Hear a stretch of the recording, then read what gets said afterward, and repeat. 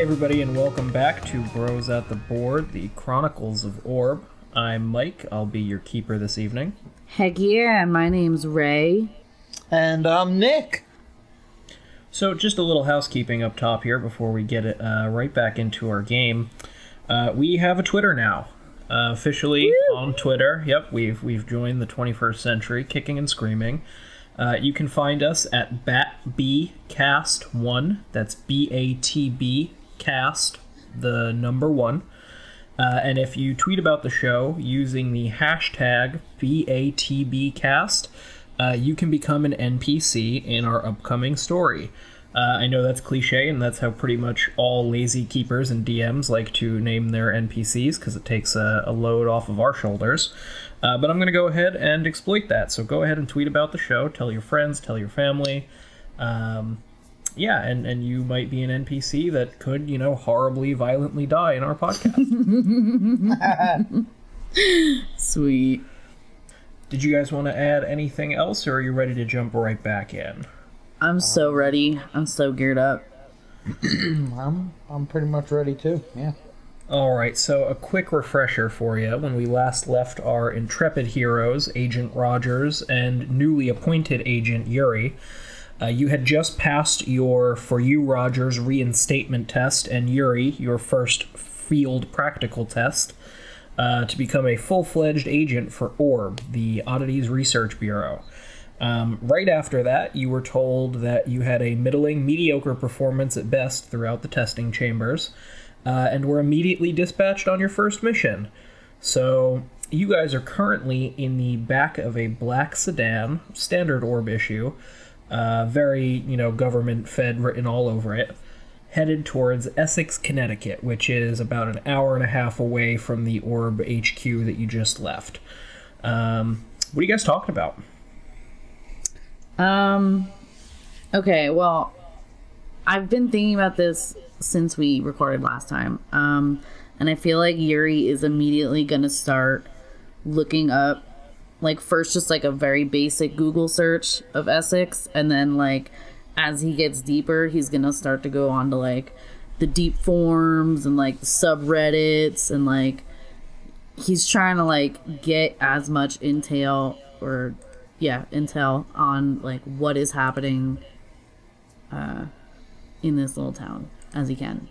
He might even have his headphones on. He's definitely not talking to Agent Rogers. Okay, and Rogers, what are you up to? Probably just driving the car. Well, he said we were in the back. And, you guys have a driver. We'll get to him in a little bit. Oh, okay. Are you talking to him? Yeah.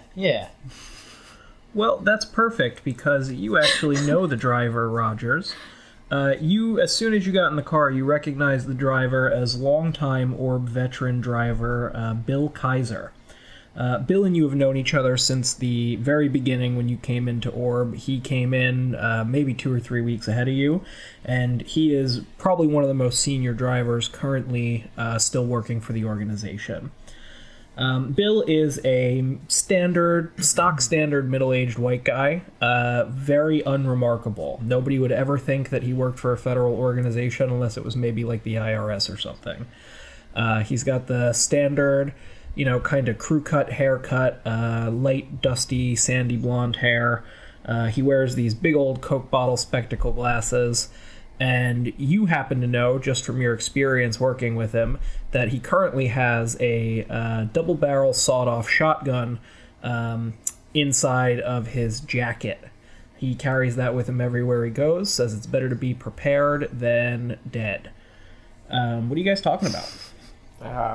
Well, first, let me just say that's good to know. Second, I think we're probably just shooting the shit. Just kind of basic small talk here and there. Rogers, break the silence. I see that they reinstated you again. This is what, the 4th, 5th time now? Yeah. Well, I had to take the test again and everything. It's a pain in the ass, but what are you gonna do? Well, I would imagine after this many times, you must have passed with flying colors, right, bud? Not so much. I'm getting a little rusty in the old age here. You know, I wish I could say that I found that hard to believe. Yeah, trust me, it's not looking good for old Agent Rogers. So, it's right as you say that, you're looking forward at Bill, and all of a sudden he jerks the wheel to the left and goes careening off of the highway, smashing into a tree. Fuck. Shit. So, I need you to go ahead and roll your beginning of mystery premonition for me. Alrighty. Sounds good. We got a 3. Oh, Nick. Got a 3. Well. Mark another experience point. Yeah, go ahead and do that for me. That brings you up to what now? I think probably 4 or so, right? Something like that? No, 3. No, you should be at 4. I have 3 here, so. You have 3, and then you just marked another one. That's 4. No, I had 2, and I just marked another one for 3. No, you guys got 3 experience right at the end of the last session. We so I'm pretty sure both you'd be at 4 now, right? we both did some shitty rolls. Nick did a shitty roll when he was trying to shoot at the test dummy, and then we got 2 at the end for those end questions. So both of us had 3 at the end of the last one. Oh, alright then. Believe me, I promise. I believe you. You've listened to it. Too many times. All right. So, and you rolled plus weird for that, right? Indeed. That would be 5 then. Okay, that is still a miss. Yeah. So you take that experience point, and just to refresh everybody's memory, what happens on a miss with premonition? You get a vision of something bad happening to you, and the keeper holds 3 to be spent 1 for 1 as penalties in rolls that you make. So that means that going forward for the rest of this whole first mystery, I have 3 times when I can pretty much just wreck your rolls. Is that only for Nick?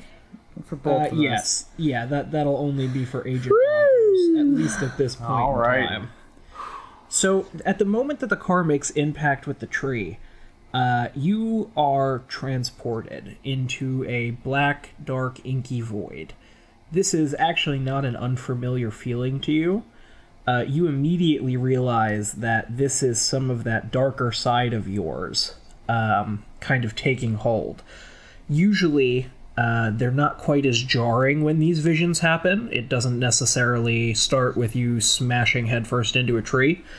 But you pretty quickly realize that was probably not what actually happened. So as you're floating through this inky blackness, you start to see flashes of yourself kind of echoing around you.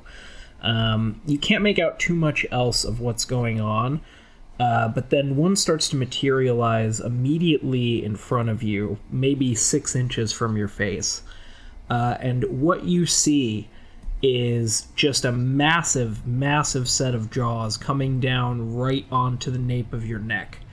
And with that, you are snapped back into the back of the car, and Mr. Kaiser is sitting up front there and says, You are right, Rogers? You look like you saw a ghost. Yeah, I'm alright. Alright, so you guys have anything else you want to do in the car on the way? Okay, I have one question, and then I want to go back to my little online searching thing. First, just because I'm curious, what time of year is it? It is early fall. Okay, and then yeah, so like, should I roll for something? Like, I don't know how much. What is it you're trying to do? Yeah, what? He's definitely he's just doing like a very, very basic search of the town, like important figures,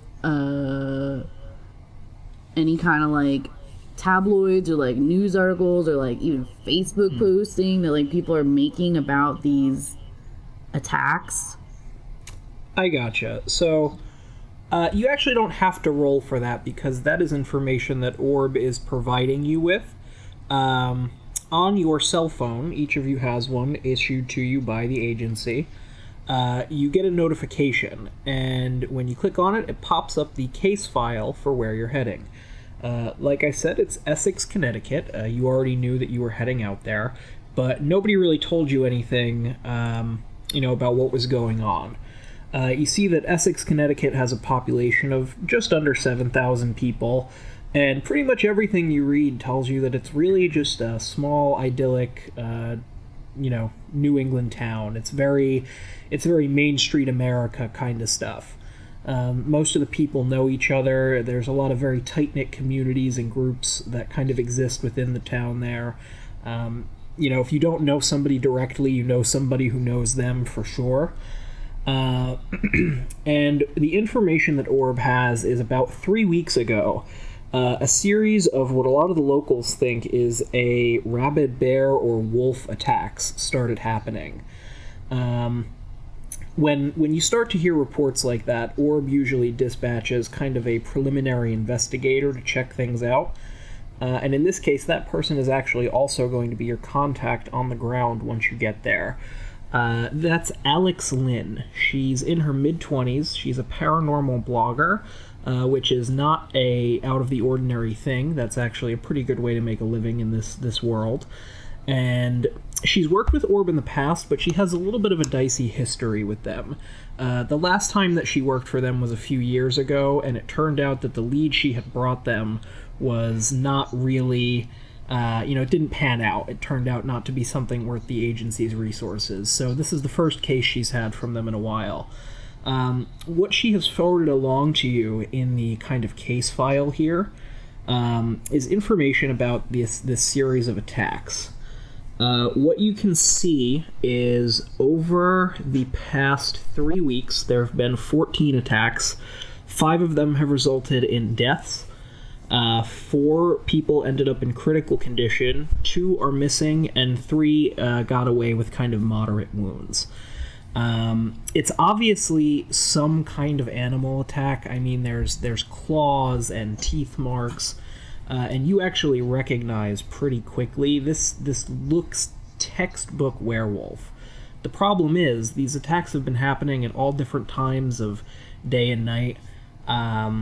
And there's no real rhyme or reason to them. And as they taught you in the academy, pretty much day one stuff in the front of the textbook, werewolves are active during a full moon.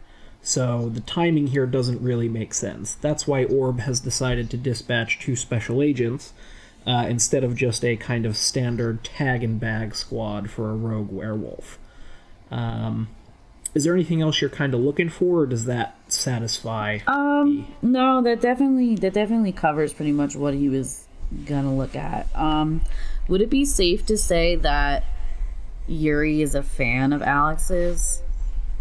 Like, is she that, like, even if she isn't, like, popular, I feel like the very small community that there would be of, like, online cryptid hunting presence would kind of know about each other. Does that make sense?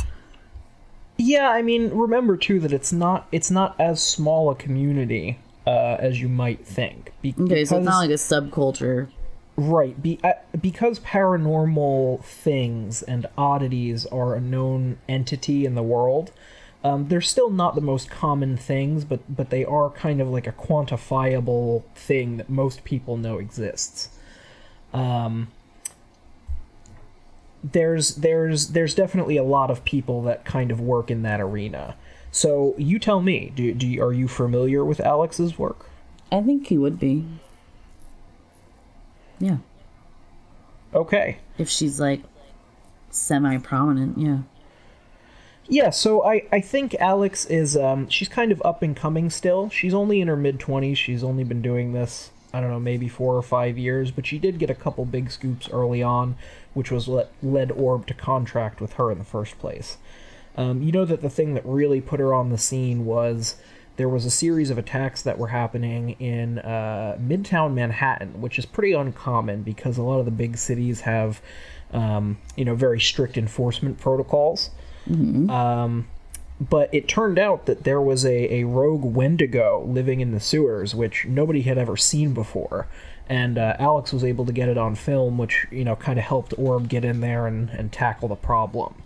So that might be where you first heard of her, especially if you were an aspiring Orb agent at the time. Awesome. Yeah. I don't know if he was ever an aspiring Orb agent, but I think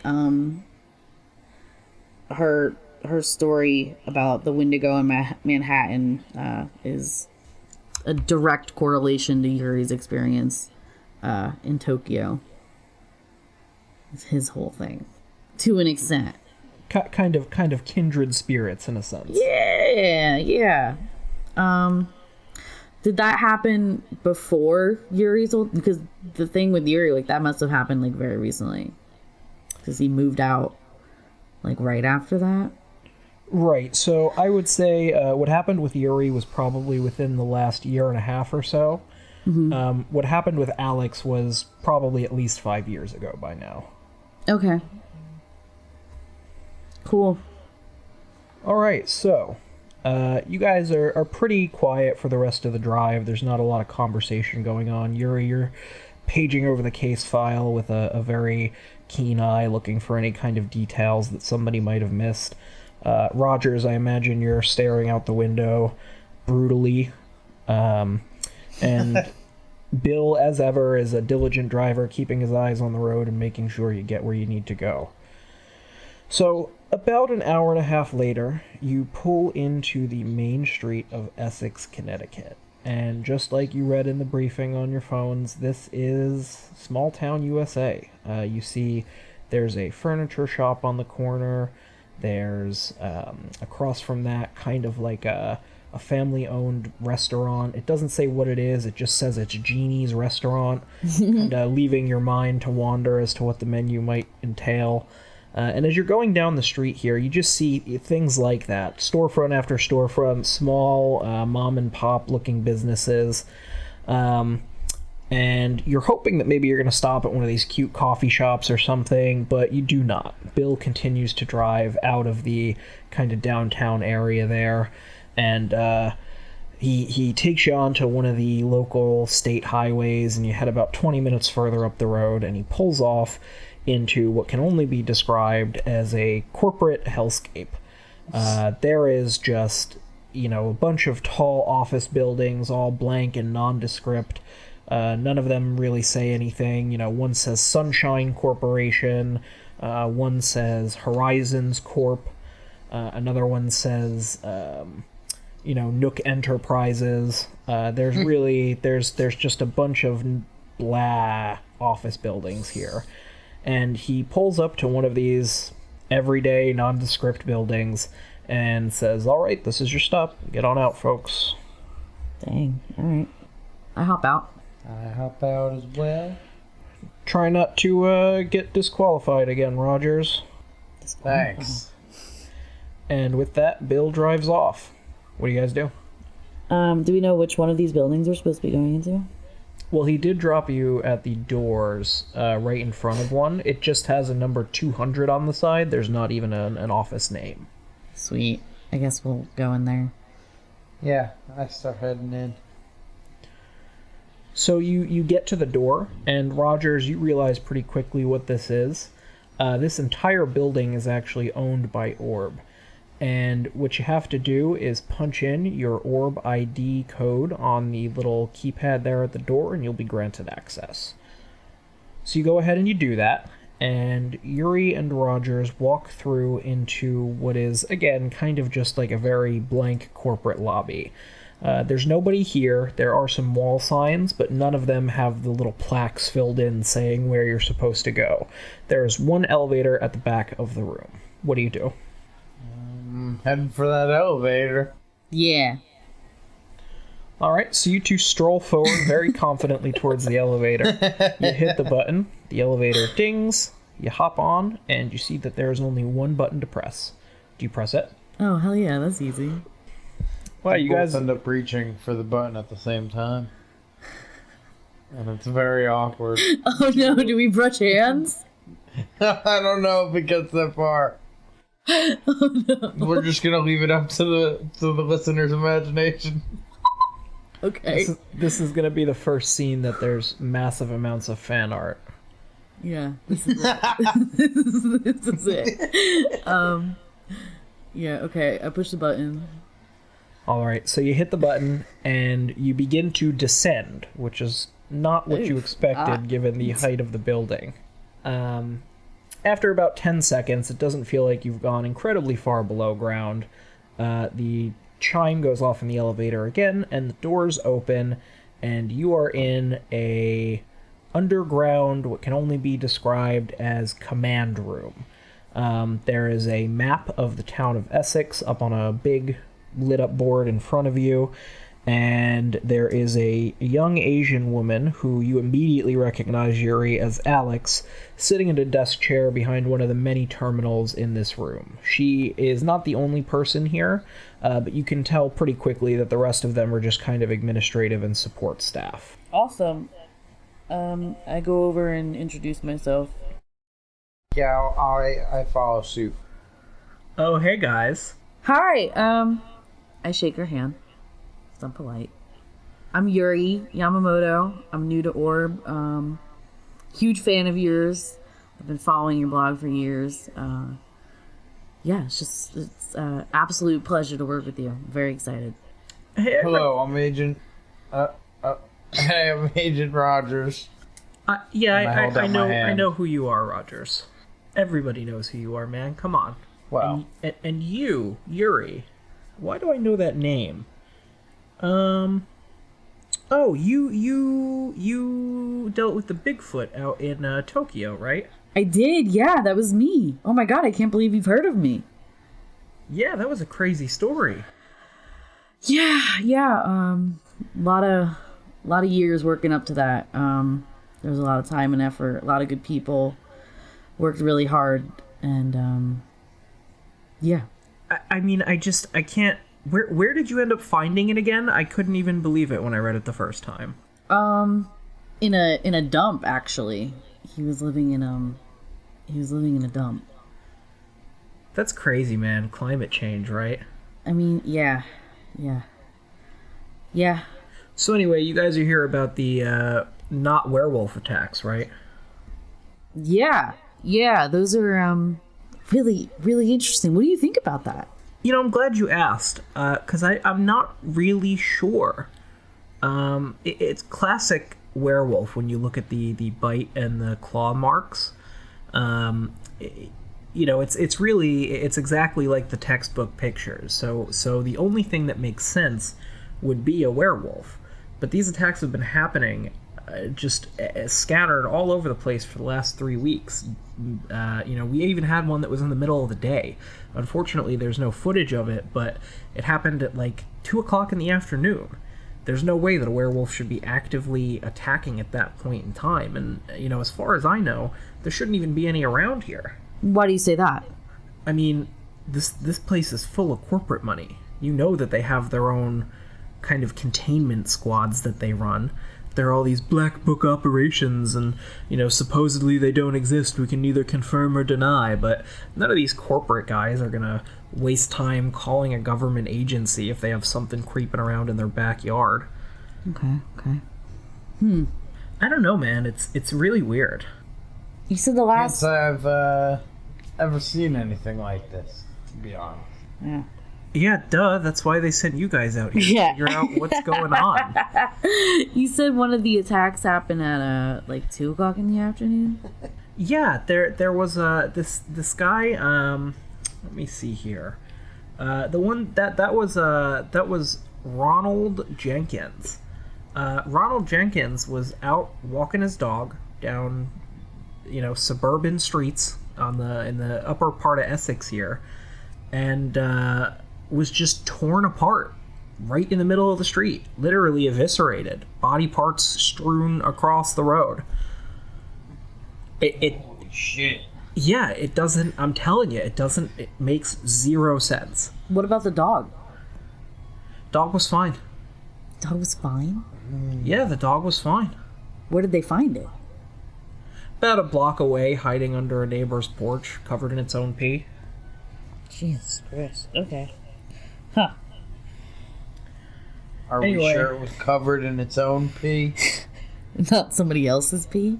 I mean, Or something else's pee? I guess not, but I'm not really sure how you would figure that one out. Yeah, I mean...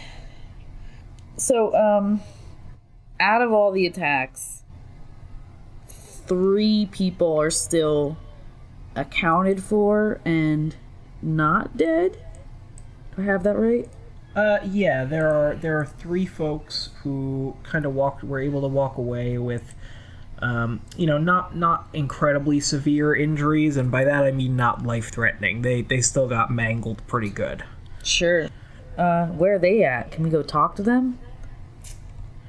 Unfortunately, it's a lot easier to get information on dead folks than it is those who are still living.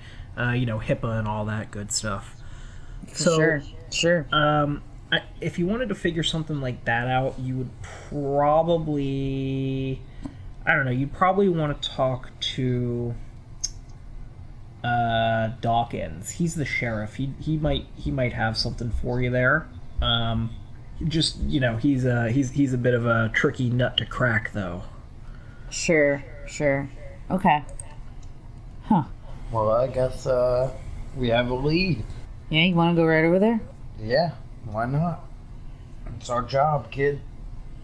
Before we do that, Alex, can you tell me about, is there anything else from the other 5 deaths that, sticks out in your mind? Is there anything that, we should know before we kind of get our hands into this? I mean, that's part of what's the weirdest thing about them. They really are textbook werewolf attacks. There is really not anything outside of what that would, kind of be considered ordinary for. Lots of biting, lots of claw marks. I guess the only other thing might be that there's a lot of, collateral, or I don't know what the right word would be. There's just been a lot of damage to the areas where the bodies have been found. So, there's been huge, claw marks and tree trunks and stuff like that. Usually you don't see that unless there's some kind of fight going on between a werewolf and someone or something else. And most of these people, they had no idea what was happening. That thing was on them, and that was it. Okay. Indeed. All right. Well, thanks. Are you tagging with us? Are you part of the team now? Oh, hell no. They don't pay me that much. Are you kidding? Fair enough. That's fair. Yeah. Okay. Well, we'll let you know what we find out. Yeah, sounds good, guys. I'll be here if you need anything. You should have my phone number. It was in the case file there. If you don't want to make a trip all the way back, just give me a call or shoot me a text or something, and I'll tell you anything I might know. Okay. Let's head out. Well, nice seeing you, Alex. Yeah, whatever, Rogers. Okay, I'm walking out. So you guys are heading back up the elevator? Yeah. Oh, yeah. Oh, wait, do you have any, silver bullets or, I don't know, anything like that? What do I look like to you? Q from the Bond movies? Yeah, good one. Yeah, totally was just joking. All right, yep, cool, bye. Bye! So you guys hop back on the elevator, and you head back up to the lobby there. And as you walk back out front, you actually notice that Bill is already waiting for you. That's another thing about Bill that Rogers. He has this uncanny ability to always be there when you need a ride. Oh, man, that's really convenient. I'm really into Bill. Yeah, Bill is a great guy. Really about it. Cool. Can I sit in the front seat? I feel really weird kind of making him I don't know. Bill Lore. Do you try to open the passenger door? Uh-oh, yeah. No, it's locked. You can't. Okay. Okay. The mystery deepens. I get in the back seat. But I'm just sitting directly behind Bill. All right, so you guys hop into the back seat, and Bill turns around and he says, Sorry, I like to ride alone up here. Well, not alone. And he pats his coat. So Oh yeah. where are you gents heading? I lean onto the driver's seat and I say right into his ear, "Can you take us to the sheriff's station?" Bill turns around and he is only a mustache hair away from you. And he looks you dead in your eyes. And he says, "I'm happy to take you to the sheriff's station, but if your hand touches the back of this chair again, you better be ready to lose it." Wow, Bill. I sit back. All right, fellas. That's the Sheriff's thing station. about Bill, kid. That's the thing about Bill, kid. You gotta... He's gotta warm up to you first. I whisper to Rogers, "Is he a germaphobe? Worry about that COVID. No. That's what it is. He doesn't want to catch that COVID." COVID does not exist in COVID doesn't Chronicles of exist? ORB world. No, this is Are an you alternate. sure? This is an alternate Earth. Come on. Play with me in the space, guys. I'm playing. So, with that, Bill turns back around and he says, "All right, gents, it should be about 10 minutes till we get over to the sheriff's station there. There are water bottles and mints in the back there for you if you're looking for a little refreshment. And should be a smooth ride." So, you take the ride over to the sheriff's station. It takes about 10 minutes, pretty much spot on, as Bill said. And he drops you at the front door. The station is not big. It pretty much almost looks like a storefront, actually. It's got room for, you can already tell from the outside, maybe a lobby and kind of, a general office area and one or two cells. You get the feeling that they don't experience a lot of crime out here in Essex. Do you guys go inside? Yeah. All right, so you walk through the doors of the sheriff's station, and immediately you see that there is 3 officers inside as you enter the lobby, and all of them draw their guns and point them at you. And you Fuck. freeze. The fuck, dude? Whoa! I mean, my hands what's are the up. deal? My hands are up and in character saying, "Fuck, what the fuck?" They start yelling. "Drop your weapons now!" Okay. Drop them. They've been dropped. All of them. They're all dropped. All 20 of my throwing knives clang to the floor.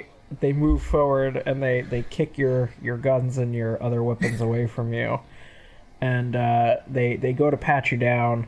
And Rogers, as the first one, kind of puts his hand over your pocket. He pulls out what he initially thinks is a wallet, but you don't have one of those. It's actually just your orb ID. And he flips it open and he says, "Oh, wait a minute, you guys are feds?" Yeah. Yeah. The hell are you doing pulling guns on people that walk into your station?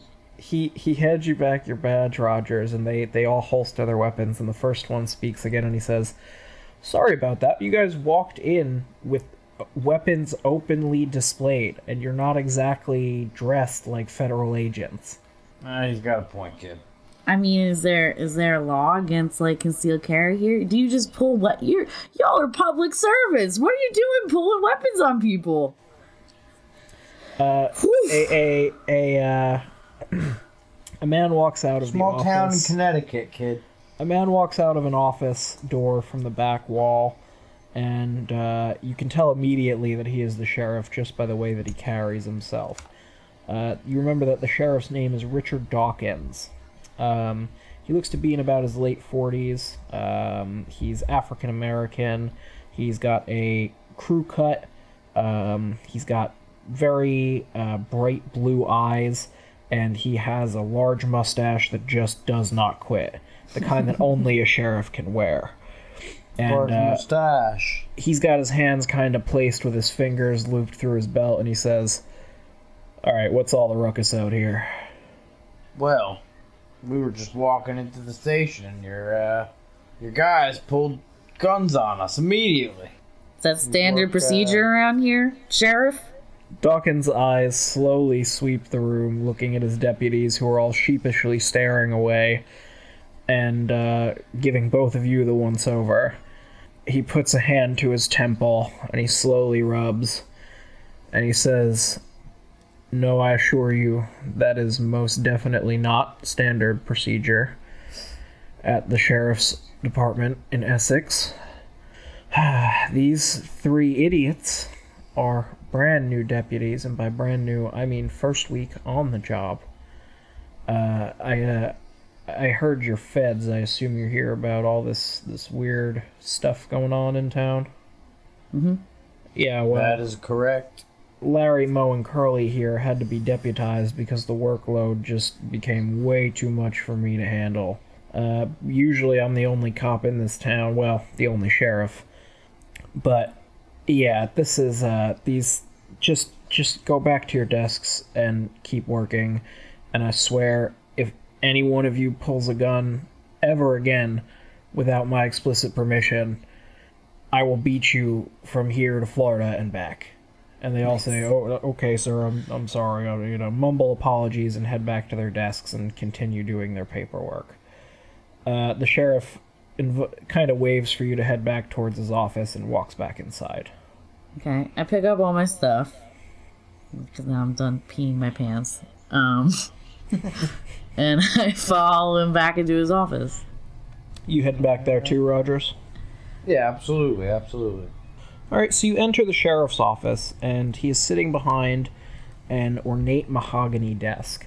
It has intricate carvings. It looks like it's, a very bespoke, handmade piece. It's probably the only one of its kind in existence. And you realize very quickly, looking around the room, that it was probably made by the sheriff himself. There's all kinds of wood carvings and things displayed across bookcases and shelves scattered across his office. He is currently looking at a file on his desk and motions without looking up for both of you to take a seat across from him in not plush but not uncomfortable leather armchairs. Okay, I sit. Me too. So what are 2 feds doing in my town? Well, hopefully, we're gonna help you track down this beastie and make sure that nobody else gets hurt. Is really, I think, our number one goal. So I take it you fellas must be from ORB then, right? Yeah, and then I, whip out the badge or the ID. Do our IDs say what rank we are? They don't, because they're still your temporary IDs, but once you get back to headquarters, the new ones should be available for you. Okay. He glances at your ID, but doesn't really pay it too much attention. Well, I imagine you probably know more about this than I do. I've seen some things in my day. It's hard not to when you're a lawman. And he motions to a plaque on the wall, and you see that it actually has the dates of his service in the Marine Corps. And he says, you see some things when you're abroad as well. Well, mostly we were just looking to really to ask for permission to interview some of the witnesses or victims that are still alive. This is mostly a information gathering, reconnaissance kind of project for us right now. So we're just trying to get as much detail as possible. So I think that you are trying to manipulate someone here. The information about who kind of was attacked and survived is information that the sheriff is holding pretty close. And you've gotten the sense that he's pretty distrustful of feds. So he's definitely going to need a little bit of convincing here to give up That's what fair. you're looking for. So one of my moves is see it all fits together. So I use sharp instead of charm when I do that. Okay. You roll. So 6 and a 4 plus, what did I just say? Sharp is plus 2. So that's a 12. Wow. Gosh. Wow. Okay, so on a 10 plus, they'll do it for the reason that you gave them. If you ask too much, they'll tell you the minimum it would take for them to do it, or if there's no way that they would do it. So, he stares hard at you across the desk for a couple of minutes, and he doesn't say anything. Couple of minutes? Yes, Jeez. a couple of minutes. And it's very, very unsettling, actually. I'd say. And then he puts his hand down on the folder that's in front of him there on the desk, and he slides it across to you. Sweet. I take it. So, do you look what's inside of it? Yeah, I mean, I'm not gonna, be rude and start immediately reading over it, but, I'll flip it open, take a gander. Alright, so what you see is a single name written on a white piece of paper with a medical discharge sheet underneath it. And as you're looking at it, Dawkins says to you, I'm actually not sure who two of the three that survived are. I know that sounds funny, but one of the corporate enforcement squads was able to get to those folks before I did, so everybody's clammed up pretty good about them. The third one, though, is a real doozy, and when you look back at the paper, you see that the name on there is Lisa Lewis. And Dawkins says, you probably don't realize who that is just off the bat, but Lisa is the daughter of Brenda and Gerald Lewis. Does that name mean anything to you people? Nope. No. So Brenda Lewis is the mayor of Essex, and her husband, Reginald, is probably one of the richest men in the state of Connecticut. He's one of those my ancestors were here when they laid the first foundation types. Yeah, Lisa got dinged up pretty good. She was on her way home from one of her friend's houses that was up the block. She was walking. It was maybe 8 or 9 o'clock at night. She doesn't remember exactly. And something just tackled her to the ground. She said at first she was sure that it was some kind of dog, some kind of huge dog, and that it was about to bite her.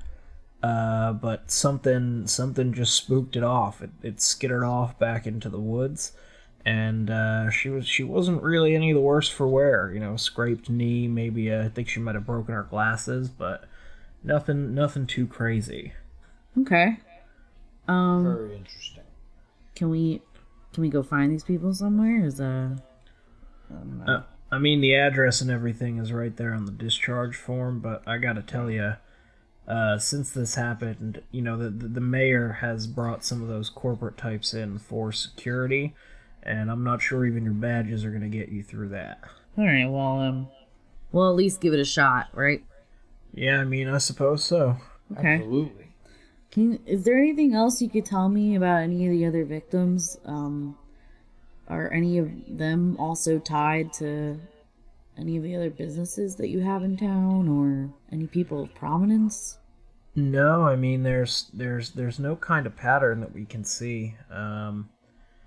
Young, old, all different races, different ages. Nobody really prominent or noteworthy except for Miss Lewis there. This whole thing really just doesn't make a lick of sense. You're telling me. All right. Has anyone set a curfew yet? Well, I mean, I'm not sure what good it would do. Besides, you guys probably realize I don't make decisions like that. Not in this town, at least. who would be making those decisions? I think you'd probably best speak to the mayor about that. Okay. I stand up and I reach out my hand to shake his. Dawkins stands up behind his desk and he's looking hard at you again across the desk. And he slowly reaches out his hand And then he suddenly grasps yours and takes it very firmly. I shake his hand and I say, thanks so much for your help. We really appreciate it. And we do want to do everything that we can for you, everything in our power. Yeah, I guess we'll see how that goes, huh? I look to Agent Rogers. I start walking out. Yeah, have a nice day, bud. Jeez. Yeah. Sorry about him. All right. Thanks. And I leave. He nods to you as you walk out the door. Whew. Okay. Is our boy Bill out there still? Yeah, your carriage is ready and waiting. Bill is there. Oh boy. Just waiting on you. All right. I guess we're going back. We're going back with Bill. What do you think? Well, let's have a little powwow, I guess. Let's think about this for a second. You have any thoughts there, Agent Rogers? Oh wait, is this in character Yeah. powwow or out Yeah. of character Yeah, powwow? yeah, in character. What's going on? What are you thinking? Oh, okay. I thought we were out of character powwow. Nah. Well, kid, I'm thinking that we gotta talk to some more people first, get some more evidence, try and really crack this case. Okay. So you don't there's nothing jumping out at you from everything that we've kind of encountered so far? Not really in particular. Oh boy. Okay. You can see I'm going to be pulling a lot of the weight here. Well, I definitely think it's interesting how textbook these attacks seem to be. Like, it's definitely not a werewolf, yet whoever is attacking would like to make it seem like it's a werewolf. They're even doing like extra damage to try to like really, really hone in on like, hey, I'm a werewolf. Maybe someone's trying to make it seem like this is, a werewolf attack. Right. But the I can't imagine why anyone would want to do that. I can't imagine what could eviscerate somebody. I can imagine a couple of things. Well, I mean, but I don't like them. But why would they be here? And yeah, obviously there are things, but we got to figure out exactly what and why, more particularly. Yeah, I want to know. Okay, Mike, tell me how out of character, how I would get this information. I want to know more about these like corporate hit squads that are running around. I don't know what the fuck you're talking about when you say that. Yuri defo doesn't. So, like, who do I ask? So, you guys actually both probably know a little bit about this. Okay. Just because as orb agents, you kind of have to be aware of who the players on the board are sometimes. You're not sure... I guess that's fair.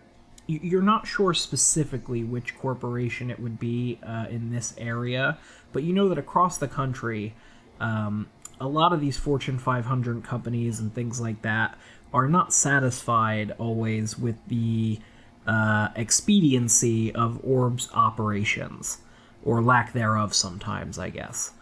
And what they do is they have kind of in-house squads who handle their oddities issues. If something pops up that's directly, threatening kind of their bottom line, rather than wait for the cavalry to come, they kind of send their own guys in.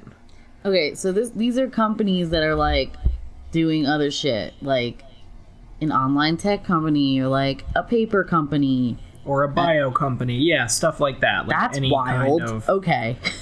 Yeah, okay. It's kind of like corporate security services. A lot of corporations have kind of in-house security guys. A lot of times they're made up of ex-special forces guys or ex-military types.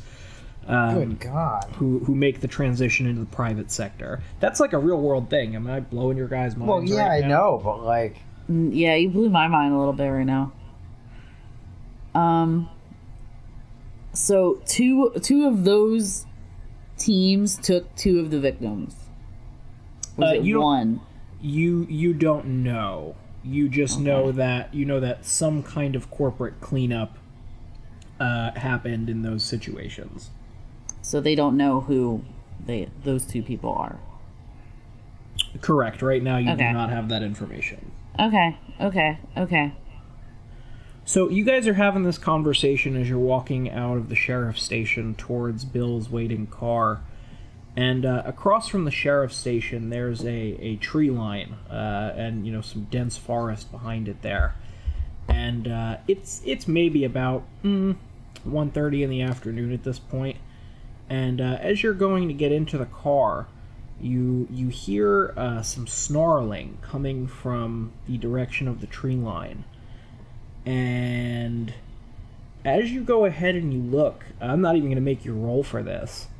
You actually see a large werewolf come bounding out of the trees directly towards you. What do you do? Yuri puts his hands up like shoulder height and starts walking towards it. Kid, what are you doing? What are you doing? It's fine. Relax. Okay. Oh no.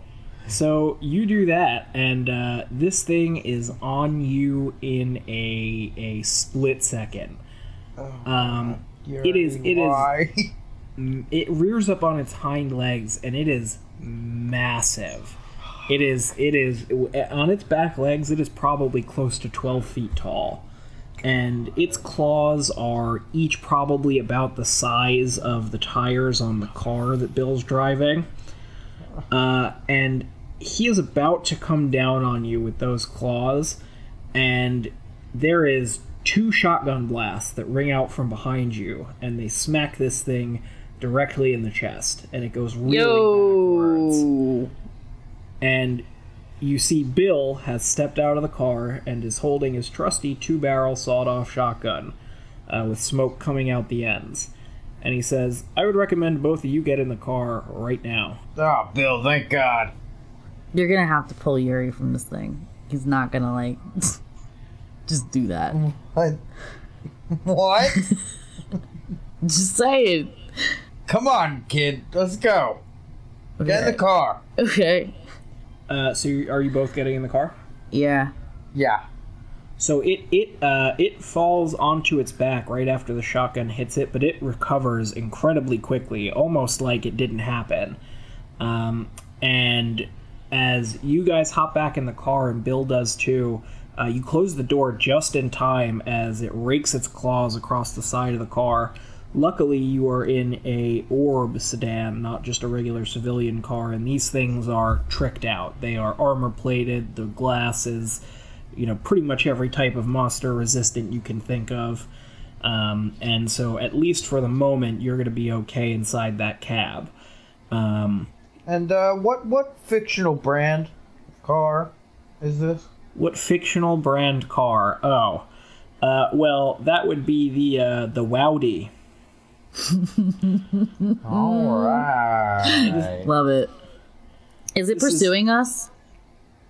So it scratched across the car, and it is just kind of battering itself against the car. It is throwing itself against the car. Oh yeah, we're not moving it.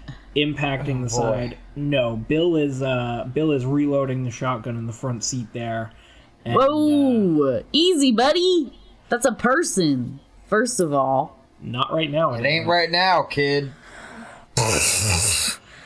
Maybe one of you wants to roll something here. Yeah, Rogers. I'm gonna go with. So I want to do something that I was gonna do when the bushes first started rustling, but things escalated very quickly from there. I was gonna roll for what's it called? The sight. Okay, that's one of your moves, right? It gives me more opportunities to spot clues and see spirits if they're there, but that doesn't really apply to this situation in particular. That we know of. Totally cool. And I can see magical influences as well. So what do you have to roll for that? Do you investigate a mystery, I guess it says? Or when I investigate a mystery? Oh, is this just like passive? Yeah, so when you investigate a mystery... Okay, so I guess I'm investigating... Alright, I'm gonna investigate a mystery then. Alright, go ahead and roll that for me. We got a... 9. 9. So on a 9...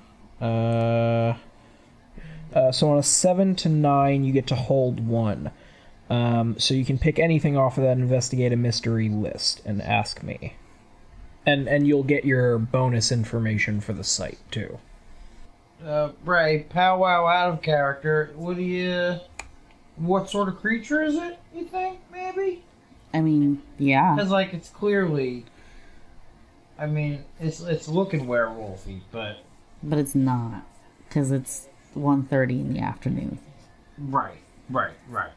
Okay, so yeah, what sort of creature is it?